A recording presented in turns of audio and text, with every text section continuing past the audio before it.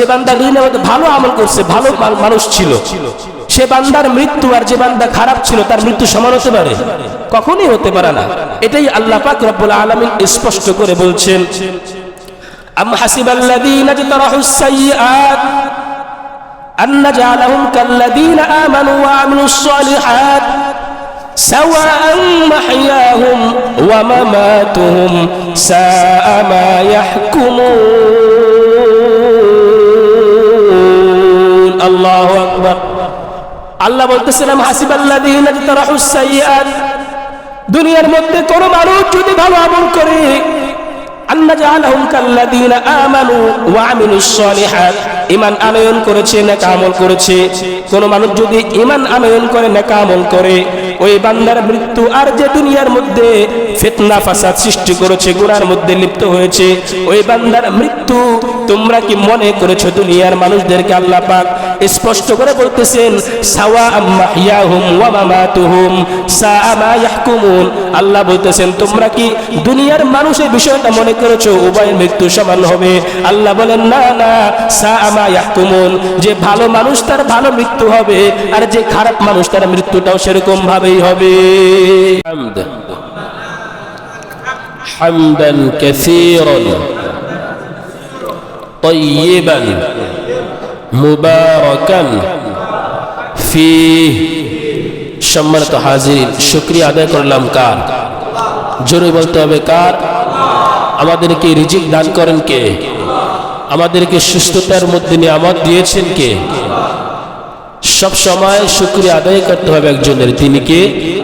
আল্লাহ রাব্বুল আলামিন।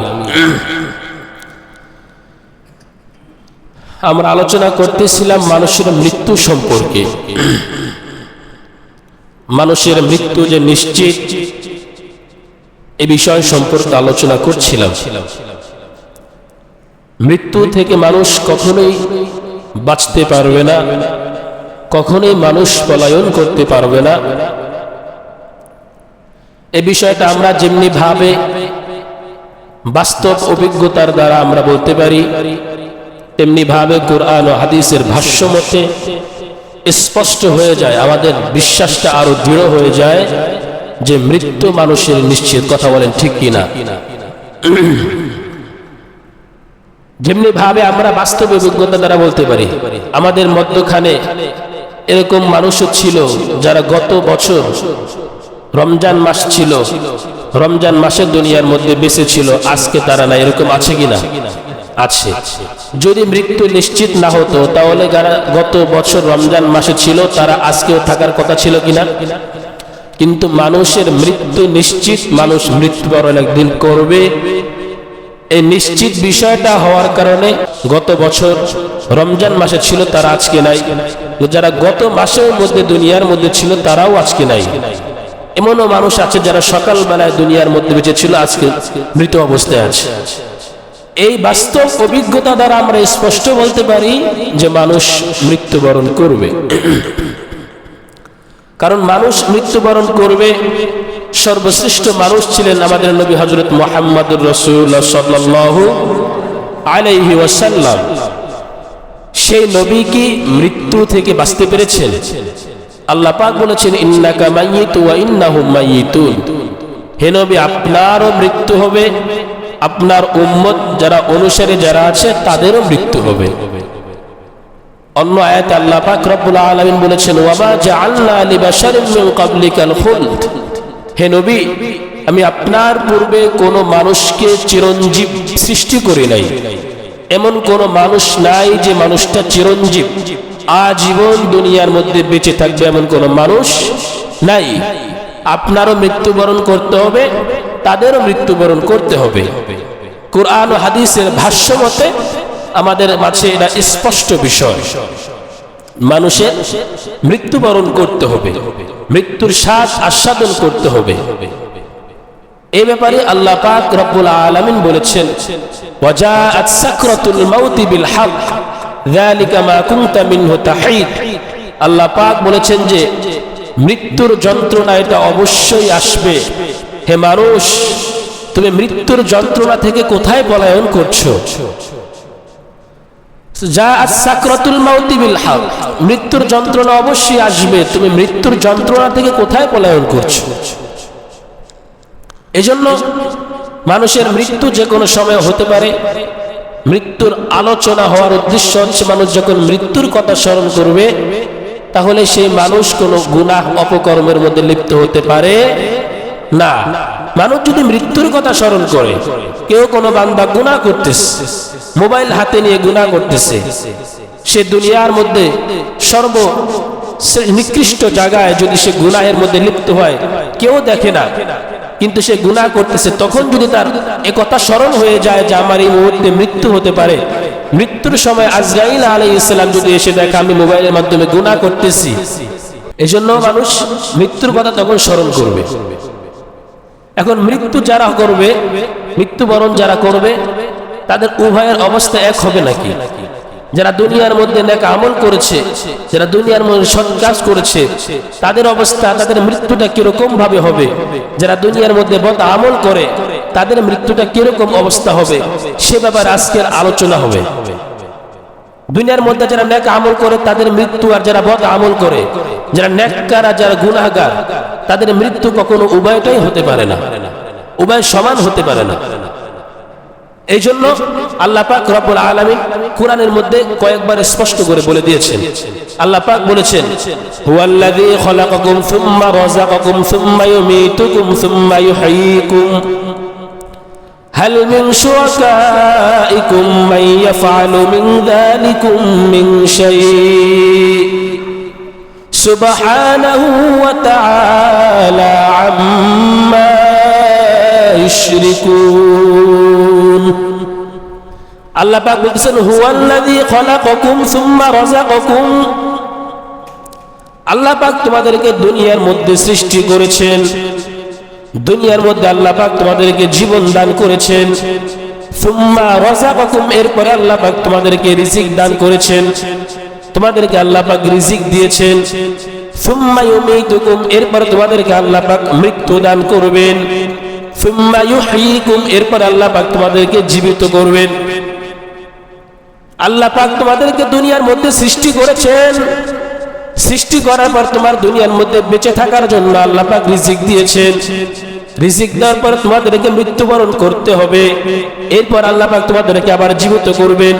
আল্লাহ পাক বলতেছেন, হাল মিন শুরাকাইকুম মান ইয়াফআলু মিন যালিকুম মিন শাই, দুনিয়ার মধ্যে তোমাদের মধ্যে এমন কেউ কি আছে যে ব্যক্তি এই কাজগুলো সম্পাদন করতে হবে, যে ব্যক্তি এই কাজগুলো সম্পাদন করতে পারবে, এমন কেউ কি আছে যে তোমাদেরকে সৃষ্টি করতে পারবে?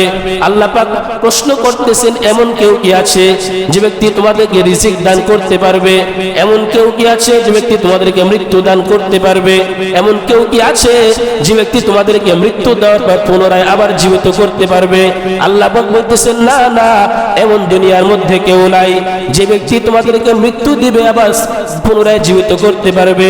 এটা একমাত্র আল্লাহ রাব্বুল আলামিনের বৈশিষ্ট্য, দুনিয়ার কোন মানুষের বৈশিষ্ট্য এটা হতে পারে না, ঠিক কি না? আল্লাহ পাক রিজিক দিয়েছেন, আবার মৃত্যু দিবেন। আল্লাহ পাক প্রশ্ন করতেছেন, এখানে স্পষ্ট বিষয় যে আল্লাহর ক্ষমতা, এখানে আল্লাহ কত শক্তিশালী, এই বিষয়টা স্পষ্টভাবে উল্লেখ উঠে আসে যে আল্লাহ পাক রিজিক দিয়েছেন। আল্লাহ পাক সবকিছু দেওয়ার পর প্রশ্ন করতেছেন যে তোমাদের মধ্যে এমন কেউ কি আছে যে মানুষগুলোকে এই কাজগুলো, আমি আল্লাহ যে কাজগুলো সম্পাদন করতেছি এই কাজগুলো সম্পাদন করতে পারবে? এমন কেউ নাই। তা আল্লাহ পাক এখানে তার একাত্মতা, তার বরত্ব প্রকাশ করেছেন। এরপরে আল্লাহ পাক রব্বুল আলামিন অন্য আয়াতে বলেন, আল্লাহুল্লাযী খালাকাকুম হুয়াল্লাযী খালাকাকুম মিন তুরাবিন সুম্মা মিন নুতফাতিন সুম্মা মিন আলাকাতিন সুম্মা ইখরিজুকুম তিফলা সুম্মা লিতাবলুগু আশুদ্দাকুম সুম্মা লিতাকুনু শুয়ুখা। আল্লাহ পাক বলতেছেন, হুয়াল্লাযী খালাকাকুম মিন তুরাব, আল্লাহ দুনিয়ার মধ্যে মানুষদেরকে সৃষ্টি করেছেন মাটি থেকে। মাটি দ্বারা আল্লাহ প্রথমে মানুষদেরকে সৃষ্টি করেছেন। আল্লাহ পাক মানুষদেরকে কিভাবে সৃষ্টি করেছেন স্পষ্ট কোরআনের মধ্যে বর্ণিত আছে। কি ধারাবাহিকতা আল্লাহ মানুষকে সৃষ্টি করেছেন, কত সুন্দর করে। আল্লাহ বলতেছেন, হুয়াল্লাযী খালাকাকুম মিন তুরাব, তোমাদেরকে আল্লাহ পাক প্রথমে মাটি দ্বারা সৃষ্টি করেছেন। সুম্মা মিন নুতফা, আল্লাহ পাক এরপর তোমাদেরকে একটি শুক্রাণু দ্বারা নাপাক পানি দ্বারা তোমাদেরকে সৃষ্টি করেছেন। নাপাক পানি দ্বারা আল্লাহ পাক তোমাদেরকে দুনিয়ার মধ্যে পাঠিয়েছেন। দুনিয়ার মানুষ যে অহংকার করে, কোন মানুষ যদি চিন্তা করে আমি এক সময় নাপাক পানি ছিলাম, নাপাক পানি থেকে আল্লাহ আমাকে সৃষ্টি করেছেন, এরপর আবার দুনিয়া থেকে আমার চলে যেতে হবে, মাঝখানে কিছুদিন সময় আল্লাহ আমাকে অবকাশ দিয়েছেন, আমি নাপাক পানি ছিলাম, আমার মূল হচ্ছে নাপাক পানি। তাহলে কোনদিন কোন বান্দা এই চিন্তা করলে অহংকার করতে পারে কিনা? জোরে বলেন, পারে কিনা? কোন বান্দা যদি চিন্তা করে যে আমি প্রথমে নাপাক পানি ছিলাম, নাপাক পানি থেকে আল্লাহ আমাকে সৃষ্টি করেছে, তাহলে কিসের অহংকার করব আমি? এরপর আবার আমার দুনিয়া থেকে চলে যেতে হবে, মাঝখানে কিছুদিন সময় আল্লাহ পাক আমাকে দিয়েছেন। তাহলে কোন বান্দা যদি এই চিন্তা করে যে আমি অহংকার মানুষের সাথে কেন করব? অহংকার করা আল্লাহ পাক রব্বুল আলামিনের জন্য খাস, দুনিয়ার মানুষ অহংকার করতে পারে না। এই আয়াত থেকে স্পষ্ট বুঝে আসে যে আল্লাহ পাক শুক্রাণু দ্বারা এটি নাপাক পানি দ্বারা সৃষ্টি করেছেন, কোন মানুষ এই নাপাক পানি দ্বারা সৃষ্টি হয়ে অহংকার করতে পারে না। এরপর আল্লাহ পাক বলতেছেন ওয়াল্লাযী খালাকাকুম মিন তুরাবিন সুম্মা মিন নুতফা সুম্মা মিন আলাকা, আল্লাহ পাক এরপরে নাপাক পানি দ্বারা সৃষ্টি করার পর একটি রক্তপিণ্ড দ্বারা মানুষকে আল্লাহ সৃষ্টি করেছেন, নাপাক পানিটাকে একটা রক্তপিণ্ডতে পরিণত করেছেন। সুম্মা ইউখরিজুকুম তিফলা, এরপরে আল্লাহ পাক দুনিয়ার মধ্যে মানুষদেরকে শিশু রূপে দুনিয়ার মধ্যে মানুষদেরকে পাঠিয়েছেন, শিশু অবস্থায় দুনিয়ার মধ্যে মানুষদেরকে পাঠিয়েছেন। সুম্মা ইউখরিজুকুম তিফলান সুম্মা লিতাবলুগু আশুদ্দাকুম, এরপরে আল্লাহ পাক তোমাদেরকে যুবক রূপে সৃষ্টি করেছেন, যৌবন তোমাদেরকে দান করেছেন। এরপরে আল্লাহ পাক বলতেছেন সুম্মা ইউখরিজুকুম তিফলান সুম্মা লিতাবলুগু আশুদ্দাকুম সুম্মা লিতাকুনু শুয়ুখা, এরপরে আল্লাহ পাক তোমাদেরকে দুনিয়ার মধ্যে বার্ধক্য দান করেছেন, বার্ধক্য দান করবেন। আল্লাহ পাক সৃষ্টি কিভাবে করেছেন দুনিয়ার মানুষকে শুরু থেকে স্পষ্টভাবে আল্লাহ পাক কোরআনের মধ্যে সেটাই বলেছেন। সুম্মা ইউখরিজুকুম তিফলা সুম্মা লিতাবলুগু আশুদ্দাকুম সুম্মা লিতাকুনু শুয়ুখা, আল্লাহ পাক তোমাদেরকে দুনিয়ার মানুষদেরকে বার্ধক্য দান করেছেন। এরপর আল্লাহ বলেন ওয়া মিনকুম মান ইউতাওয়াফফা মিন ক্বাবলু ওয়া লিতাবলুগু আজালাম মুসাম্মা ওয়া লাআল্লাকুম তাকিলুন, আল্লাহ বলতেছেন ওয়া মিনকুম মান ইউতাওয়াফফা মিন ক্বাবলু, কোন মানুষ এর পূর্বেই মারা যায়, অর্থাৎ কোন মানুষ যুবক আসার বয়স আসার পূর্বে কোন মানুষ মারা যায়, কোন মানুষ পেটে থাকা অবস্থায় মারা যায়, কোন মানুষ বৃদ্ধ বয়স আসার পূর্বে মারা যায়, কোন মানুষ সন্তান দুনিয়ার মধ্যে ভূমিষ্ঠ হওয়ার আগে মারা যায়। মানুষের মৃত্যুর সিরিয়াল নাই, আসার সিরিয়াল আছে, মানুষের মৃত্যুর সিরিয়াল নাই। আল্লাহ এই কথাটাই স্পষ্ট করে বলতেছেন ওয়া মিনকুম মান ইউতাওয়াফফা মিন ক্বাবলু ওয়া লিতাবলুগু আজালাম মুসাম্মা, কোন মানুষ এই আল্লাহ পাক যে দুনিয়ার মধ্যে আসার নিজামটা বলে দিয়েছেন, এই নিজামের পূর্বেই কোন মানুষ মারা যায়, এই কথাটা আল্লাহ পাক স্পষ্ট করে বলে দিয়েছেন। এখান থেকে বোঝা যায় মানুষের আসার সিরিয়াল আছে, যাওয়ার কোন সিরিয়াল আছে কিনা? যাওয়ার কোন সিরিয়াল নাই।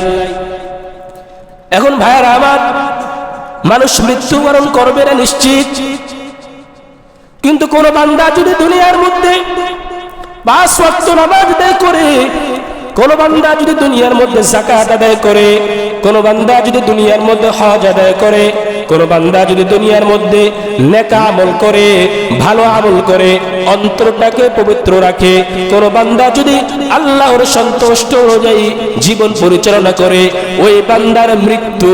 আর যে বান্দা নামাজ পড়ে নাই, রোজা রাখে নাই, হজ করে নাই, যে বান্দা যাকাত দেয় নাই, যে বান্দার অন্তরটা খারাপ ছিল, মানুষের সাথে অহংকার করেছে, হিংসার সাথে অহংকার করেছে, যে বান্দা দুনিয়ার মধ্যে আল্লাহর বিধান অনুযায়ী চলে নাই, মানুষদেরকে কষ্ট দিয়েছে, ওই বান্দার মৃত্যু আর যে বান্দা ভালো ছিল তার মৃত্যু সমান হতে পারে? জোরে বলে, সমান হতে পারে? যে ভালো তার মৃত্যু ভালো হবে। নবী করিম সাল্লাল্লাহু আলাইহি ওয়াসাল্লাম নেককার বান্দার মৃত্যু আর বদকারের মৃত্যু কিরকম হবে সেটা স্পষ্ট হাদিসের মধ্যে বলেছেন। নবী করিম সাল্লাল্লাহু আলাইহি ওয়াসাল্লাম বলেছেন, ও সাহাবায়ে কেরাম ইস্তাঈযু মিন আযাবিল কবর, ও সাহাবায়ে কেরাম তোমরা কবরের আযাব থেকে আল্লাহর কাছে প্রার্থনা করো, তোমরা কবরের আযাব থেকে আল্লাহর কাছে প্রার্থনা করো, আল্লাহর কাছে পানাহ চাও। নবী করিম সাল্লাল্লাহু আলাইহি ওয়াসাল্লাম বলেছেন, যে বান্দা নেককার দুনিয়ার মধ্যে ভালো আমল করেছে, ওই বান্দার কাছে আজরাইল আলাইহিস সালাম আসার পূর্বে নেককার বান্দার মৃত্যুটা কিরকম ভাবে হবে একটু মনে করবেন আর কল্পনার মধ্যে রাখবেন। নেককার বান্দার মৃত্যুটা কত সুন্দর করে আল্লাহ পাক দান করে। নবীজি বলেছেন, আজরাইল আলাইহিস সালাম যখন দুনিয়ার মধ্যে কোন মানুষদেরকে মৃত্যুবরণ করার জন্য আসবেন, আজরাইল আলাইহিস সালাম আসার পূর্বে আল্লাহ পাক রব্বুল আলামিন নেককার বান্দার অন্তরটা, নেককার বান্দার রূহটা নেওয়ার জন্য, নেককার বান্দাকে আল্লাহ পাক স্বাগত জানানোর জন্য আজরাইল আলাইহিস সালাম আসার পূর্বে অনেকগুলো ফেরেশতাদের একটি দল আল্লাহ রাব্বুল আলামিনের নির্দেশে নেককার বান্দাকে স্বাগত জানানোর জন্য আল্লাহ পাক পাঠিয়ে দেয়। নেককার বান্দাকে স্বাগত জানানোর জন্য আল্লাহ পাক পাঠিয়ে দেয় অনেকগুলো ফেরেশতা। আজরাইল আলাইহিস সালাম আসার পূর্বে ফেরেশতারা চলে আসে। হাদিসের মধ্যে এসেছে, মাদ্দা বাসরিহি, ওই নেককার বান্দার দৃষ্টি যতদূর পর্যন্ত যাবে ততদূর পর্যন্ত অনেকগুলো ফেরেশতাদের একটি দল নেককার বান্দার দৃষ্টির সীমা পর্যন্ত, শেষ সীমানা পর্যন্ত নেককার বান্দাকে স্বাগত জানানোর জন্য বসে থাকে। সুবহানাল্লাহ। নেককার বান্দাকে স্বাগত জানানোর জন্য বসে। এরপর আজরাইল আলাইহিস সালাম ওই নেককার বান্দার মাথার কাছে এসে বসেন। আজরাইল আলাইহিস সালাম আসার সময় জান্নাত থেকে একটি কাফনুম মিন আকফানিল জান্নাহ হাদিসের মধ্যে এসেছে, আজরাইল আলাইহিস সালাম নেককার বান্দার রূহটা কবজ করার জন্য, নেককার বান্দার আত্মাটা আসমানের দিকে নিয়ে যাওয়ার জন্য আল্লাহর নির্দেশে জান্নাত থেকে একটি কাফনের কাপড় ওই নেককার বান্দার রূহ নেওয়ার জন্য নিয়ে আসে। জান্নাতের একটি কাফনের কাপড় নিয়ে আসে নেককার বান্দার রূহটা কবজ করার জন্য। রূহটা ভালো একটি কাফনের মধ্যে সুগন্ধিময় একটি কাফনের কাপড় করে এরপর আসমানে আল্লাহ পাকের নির্দেশে নিয়ে যাবে। এই জন্য আজরাইল আলাইহিস সালাম আসে। আজরাইল আলাইহিস সালাম এসে বলে, ওই নেককার বান্দার মাথার কাছে এসে বলে, ইয়া আইয়াতুহান নাফসুল হামিদা উখরুজি ইলা রাদিয়াতিন মারদিয়া, ইয়া আইয়াতুহান নাফসুল হামিদা উখরুজি ইলা রাদিয়াতিন মারদিয়া। নেককার বান্দার কাছে ওই আজরাইল আলাইহিস সালাম এসে বলে, ও নেককার বান্দার আত্মা, তুমি তোমার রবের সন্তুষ্টি এবং রবের ক্ষমার উদ্দেশ্যে তুমি নিজের ভিতর থেকে বের হয়ে আসো। রবের সন্তুষ্টির জন্য বের হয়ে আস। আল্লাহ পাক তোমাদেরকে ক্ষমা করে দিয়েছেন। নেককার বান্দার কাছে এসে ফেরেশতা বলে, আল্লাহ পাক তোমাকে ক্ষমা করে দিয়েছেন, তুমি আল্লাহর ক্ষমার উদ্দেশ্যে বের হয়ে আস। আজরাইল আলাইহিস সালাম জানটা কবজ করার পর আজরাইল আলাইহিস সালামের সাথে যে ফেরেশতাদের একটি দল আসছিল, ওই দলকে আজরাইল আলাইহিস সালাম জানটা কবজ করার সঙ্গে সঙ্গে যে দল আসছিল সেই দলের কাছে ওই নেককার বান্দার আত্মাটা, নেককার বান্দার রূহটা দিয়ে দেওয়া হয়। নেককার বান্দার রূহটা আসমানের দিকে ওই ফেরেশতাদের দল নিয়ে যায়। ফেরেশতাদের দল আসমানের দিকে নিয়ে যাওয়ার পর প্রথম আসমানে যখন চলে যায়, প্রথম আসমানে যখন নেককার বান্দার আত্মাটা চলে যায়, প্রথম আসমানের দরজাগুলো নেককার বান্দার আত্মাটা উপরের দিকে নেওয়ার জন্য ফেরেশতারা খুলে দেয়। এরপরে আসমানে যে ফেরেশতারা আছে সেই ফেরেশতারা জিজ্ঞেস করে, ও যে ফেরেশতারা নিয়ে গিয়েছে তাদেরকে জিজ্ঞেস করে, এত সুন্দর আত্মাটা কার, এত সুগন্ধিময় আত্মাটা কার, এত ভালো একটা গ্রানওয়ালা আত্মাটা কার? ওই ফেরেশতাদেরকে জিজ্ঞেস করে, যে ফেরেশতারা নিয়ে গিয়েছে ওই ফেরেশতারা বলে, ফুলান ইবনু ফুলান। হাদিসের মধ্যে এসেছে, অমুকের সন্তান, অমুকের আত্মা আল্লাহ পাক রব্বুল আলামিনের নির্দেশে এই বান্দার আত্মাটা, এই বান্দার জানটা কবজ করা হয়েছে, ফুলান ইবনু ফুলান। ওই ফেরেশতারা বলে, যে ফেরেশতারা আসমানে ছিল তাদেরকে বলে যে এইটা একটা নেককার বান্দার আত্মা, এটা ভালো মানুষের আত্মা, তোমরা এটা কিভাবে বুঝতে পারলা? যে ফেরেশতা উপরের দিকে নিয়ে গিয়েছে তাদেরকে বলে এটা নেককার মানুষের আত্মা, এটা ভালো মানুষের আত্মা, কিভাবে বুঝতে পারলা? প্রথম আসমানের ফেরেশতারা ওই ফেরেশতারা প্রশ্ন করার পর প্রথম আসমানের ফেরেশতারা বলে এই নেককার বান্দার আত্মা থেকে এত পরিমাণ সুগন্ধি পাইতেছি, এত পরিমাণ গান পাইতেছি, দুনিয়ার মধ্যে জীবনও এত পরিমাণ সুগন্ধি আমার নাকের মধ্যে লাগে নাই। সুবহানাল্লাহ। নেককার বান্দার আত্মা থেকে এত পরিমাণ সুগন্ধি আসতেছে, সুগ্রাণ আসতেছে, মিশকাম্বর থেকে এত পরিমাণ সুগন্ধি আসতেছে, দুনিয়ার মধ্যে এত পরিমাণ সুগন্ধি আমি কোন আত্মা থেকে পাই নাই, কোন গ্রাণ আমার নাকে লাগে নাই। এই জন্য আমি বুঝতে পারলাম যে এটা নেককার বান্দার আত্মা। বলেন সুবহানাল্লাহ। আসমানের দিকে ওই নেককার বান্দার আত্মাটা নিয়ে যাওয়া হবে। আল্লাহ পাক রব্বুল আলামিন বলেন উকতুবু কিতাবা আবদি ফি ইল্লিয়িন, আমার নেককার বান্দার আমলনামাটা ইল্লিয়িন নামক স্থানে রেখে দাও। ইল্লিয়িন হচ্ছে একটি ভালো জায়গার নাম, যেখানে ভালো মানুষের আত্মা, নেককার জান্নাতি মানুষের আত্মাদেরকে রাখা হবে। এরপর আল্লাহ পাক রব্বুল আলামিন বলবেন ও ফেরেশতাদের দল, এই বান্দার আত্মাটা উপরে নিয়ে আসছো, এই বান্দার দেহটা জমিনের মধ্যে পড়ে আছে, যাও যাও এই বান্দার দেহটার কাছে তার আত্মাটা নিয়ে যাও।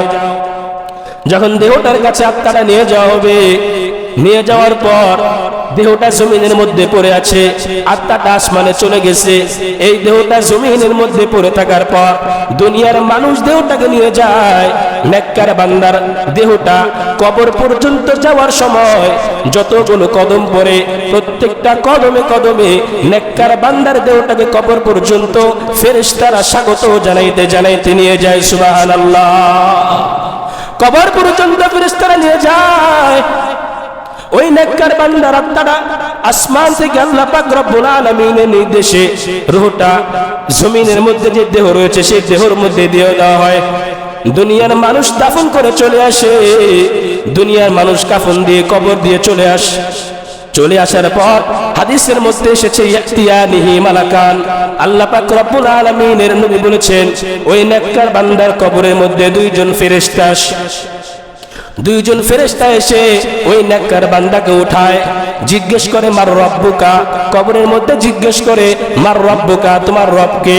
যদি জিজ্ঞেস করে মান নাবিয়ুকা, তোমার নবীকে। জিজ্ঞেস করে মা দীনুকা, তোমার ধর্মকে। প্রথমে জিজ্ঞেস করে মার রব্বুকা, তোমার রবকে। তখন ওই নেককার বান্দা বলে রব্বি আল্লাহ, আমার রব হচ্ছেন আল্লাহ। আমাদের রবকে জোরে বলেন কে? ওই নেককার বান্দা বলে আমার রব আল্লাহ। জিজ্ঞেস করে মান নবিয়ুকা, তোমার নবীকে। ওই নেককার বান্দা বলে নবিয়ুনা মুহাম্মাদুর রাসূলুল্লাহ সাল্লাল্লাহু আলাইহি ওয়াসাল্লাম। জিজ্ঞেস করে মা দীনুকা, তোমার ধর্ম কি? ওই নেককার বান্দা বলে দীনিয়াল ইসলাম, আমার ধর্ম হলো ইসলাম। এই তিনটা প্রশ্নের উত্তর দেওয়ার পর গায়বী আওয়াজ থেকে আওয়াজ আসতে থাকে। আল্লাহ পাক রব্বুল আলামিন বলেন সাদাকা আবদি, ও ফেরেশতাদের দল, আমার বান্দা যেটা বলেছে সবকিছুই সত্য বলেছে, আমি আল্লাহ নিজেই তার সাক্ষী দান করলাম। সুবহানাল্লাহ। সবকিছু আমার বান্দা সত্য বলেছে। আল্লাহ পাক রব্বুল আলামিন বলেন ও ফেরেশতাদের দল, আমার বান্দার শরীরটা দুনিয়ার মানুষ সাধারণ কাফনের কাপড় দিয়ে পেঁচাইয়া দিয়েছে। ও ফেরেশতাদের দল, আমার বান্দার শরীরটা সাধারণ কাপড় দিয়ে পেঁচাইয়ে দিয়েছে। আমি আল্লাহর কাছে এটা সহ্য হয় না। ওয়ালবাসু মিন লিবাসিল জান্নাহ ওয়ালবাসুহু মিনাল জান্নাহ। আল্লাহ তাআলা বলেন ও ফেরেশতাদের দল, এই বান্দার শরীরের ভিতরে জান্নাতের পোশাক পরাইয়া দাও। আল্লাহ পাক রব্বুল আলামিন আরো বলেন জান্নাতের পোশাক পরাইয়া দাও। শুধু তাই নয়, আল্লাহ পাক রব্বুল আলামিন বলেন ও ফেরেশতাদের দল, দুনিয়ার মধ্যে যখন বান্দা ফজরের আজান দিয়েছে, শীতকালে উঠে নামাজ পড়ার জন্য বান্দা বেরিয়ে যায়, আরামের বিছানা ছেড়ে দিয়ে কনকনে ঠান্ডা পানি দিয়ে ওযু করে মসজিদে চলে আসে। ফজরের নামাজ পড়তে আসে, সব সময় ঘুমন্ত অবস্থায় আজান দেওয়ার সঙ্গে সঙ্গে আরামের বিছানাটা ছেড়ে দিয়ে মসজিদে চলে আসে, আমি আল্লাহর বিধান মানার জন্য চলে আসে। ও ফেরেশতাদের দল, দুনিয়ার মধ্যে আমার বান্দা আরামের তোষক আমি আল্লাহর জন্য ছেড়ে দিয়েছে। ফেরেশতাদের দল, আমার এই বান্দার কবরের ভিতরে জান্নাতের বিছানা বিছাইয়া দাও। সুবহানাল্লাহ। শুধু তাই নয়, আল্লাহ পাক রব্বুল আলামিন আরো বলেন, ওয়াফতাহু লাহু বাবান ইলাল জান্নাহ। ও ফেরেশতাদের দল, আমার এই পছন্দনীয় বান্দার জন্য তোমরা জান্নাতের সাথে এই বান্দার কবরের সাথে একটি যোগাযোগ করে দাও। সুবহানাল্লাহ। জান্নাতের সাথে কবরের সাথে যোগাযোগ করে দাও, যাতে করে জান্নাতের হাওয়া বাতাস, জান্নাতের গ্রাণ, জান্নাতের সুখ শান্তি এই বান্দা কবরেই বসে অনুভব করতে পারে। বলেন সুবহানাল্লাহ। নেককার বান্দার জন্য আল্লাহ পাক রব্বুল আলামিন কি সুসংবাদ দিয়েছেন।